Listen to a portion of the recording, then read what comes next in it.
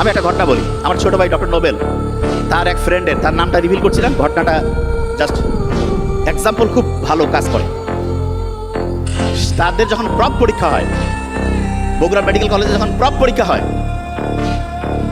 সেই প্রপ পরীক্ষার সময় তার মা হচ্ছে প্রচণ্ড অসুস্থ হয়ে গেল এবং প্রফের ভাইবা আগামীকালকে, সে প্রফের ভাইবা না দিয়ে চলে গেল হচ্ছে মাকে দেখতে। মা স্ট্রোক করছিল।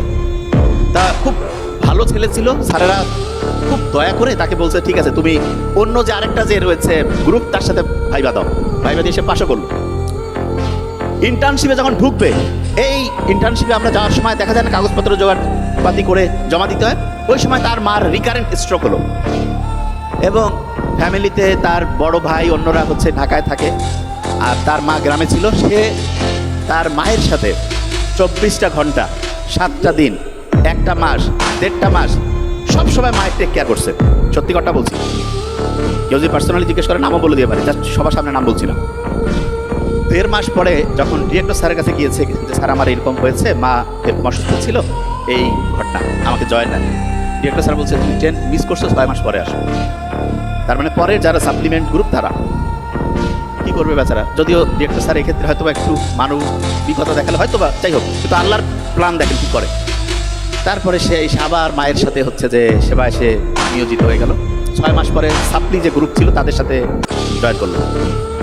জয়েন করার পরে দেখেন আল্লাহর মেকানিজম কি, ইন্টার্নশিপ কমপ্লিট করলো, পোস্ট গ্রাজুয়েশন দিল এবং সম্ভবত ডিপ্লোমা, না একটা ডিপ্লোমা তার কমপ্লিট হয়ে গেল।